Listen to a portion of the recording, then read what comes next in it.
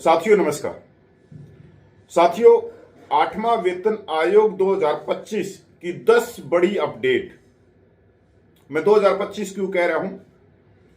क्योंकि 7 दिन के बाद 2026 साल शुरू हो जाएगा और अभी तक वो 10 अपडेट 8वें वेतन आयोग की जो 2025 में हुई।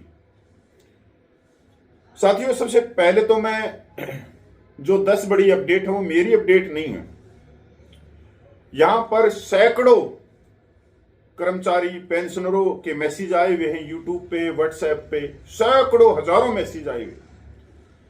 हर कर्मचारी पेंशनर ये पूछना चाहता है कि 8वें वेतन आयोग की अपडेट क्या है, क्योंकि सिर्फ 2025 के 7 दिन रह गए। आज 24 दिसंबर हो गया और 8वां वेतन आयोग 1 जनवरी 2026 से लागू है।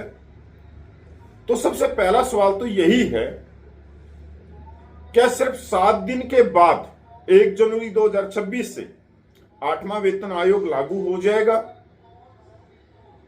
पे पेंशन रिवाइज हो जाएगा और अकाउंट में पैसा आ जाएगा? तो इसका सीधा सा उत्तर है कि हां, 1 जनवरी 2026 से 8वां वेतन आयोग लागू हो जाएगा। अब लागू कब होगा, रिवाइज कब होगा वेतन और पेंशन? ये तो होगा कि आयोग अपनी रिपोर्ट कब देगा, 2028 में देगा या 2029 में देगा? क्योंकि जहां तक संभावना है, क्योंकि 2029 में लोकसभा चुनाव है, तो 8वां वेतन आयोग 2028 के लास्ट में या 2029 के शुरू में लागू होगा और रिवाइज होगा। अगर मैं आज प्रधानमंत्री होता तो भाई उसके लिए चुनाव होंगे कि दोबारा फिर मेरे को एक कुर्सी मिले, तो 2029 में चुनाव होंगे, तो मैं अपनी कुर्सी की चिंता करते हुए 8वां वेतन आयोग को लागू करूंगा फरवरी या मार्च 2029 में, क्योंकि मई में चुनाव है। तो एक सीधा सा सवाल का जवाब आप लोगों को मिल गया, क्योंकि यहां पर कुर्सी प्यारी है, क्योंकि लोगों की याददाश्त मतलब ऐसी है कि अगर उनको 2026 में, 2027 में, 2028 में अगर आयोग का लाभ दे दिया जाए तो वो भूल जाएंगी, क्योंकि याददाश्त लंबी नहीं है ना, शॉर्ट मेमोरी है। तो शॉर्ट मेमोरी के कारण 2029 में देंगे तो सरकार को इसका फायदा होगा, राजनीतिक पार्टी को इसका फायदा होगा। साथियों, 10 बड़ी अपडेट अभी तक 2025 की। जो सवाल आपने किए मैं उन्हीं का उत्तर दे रहा हूं। सरकार ने नवंबर 2025 में 8वें वेतन आयोग के नियमों को मंजूरी दे दी थी। इसके साथ ही आयोग को 18 महीने का समय दिया गया है ताकि वे अपनी रिपोर्ट सरकार को सौंप सके।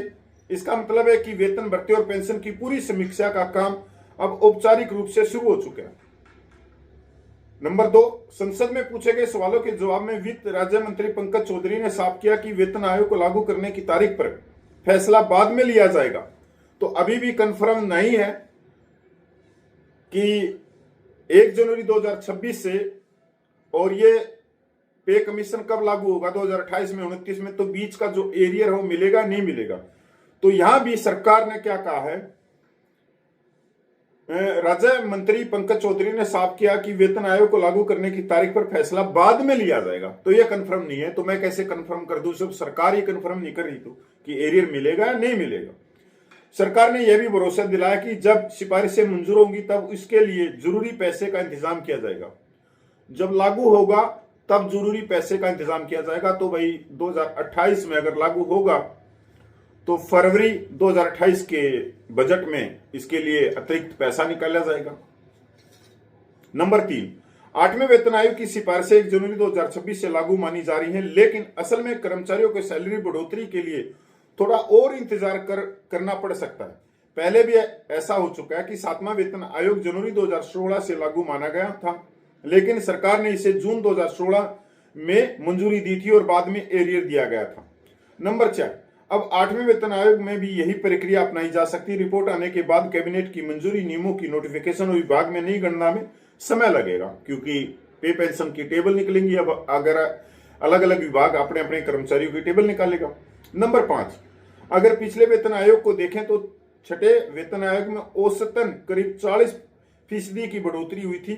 वहीं 7वें वेतन आयोग में यह बढ़ोतरी करीब 23 से 25% के आसपास रही थी।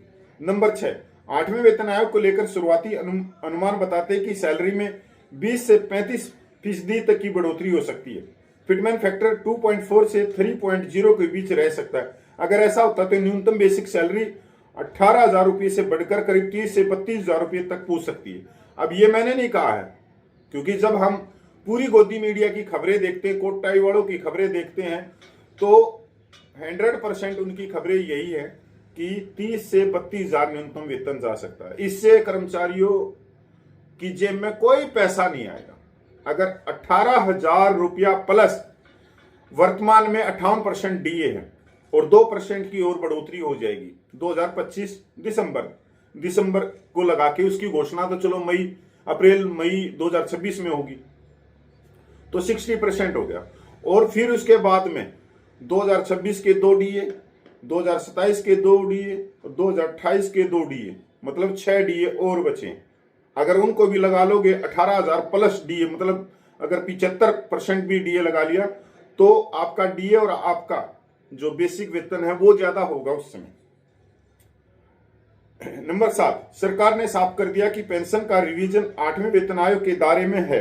ये खुशखबरी है कि जो भी सोशल मीडिया में चल रहा था कि पेंशनरों को 8वें वेतन आयोग का लाभ नहीं मिलेगा, तो सरकार ने साफ किया था अभी लोकसभा और राज्यसभा में कि सरकार ने साफ कर दिया कि पेंशन का रिवीजन भी 8वें वेतन आयोग के दायरे में है। इसका मतलब है कि करीब 65 से 70 लाख पेंशनरों को भी इसका आयोग का फायदा मिलेगा।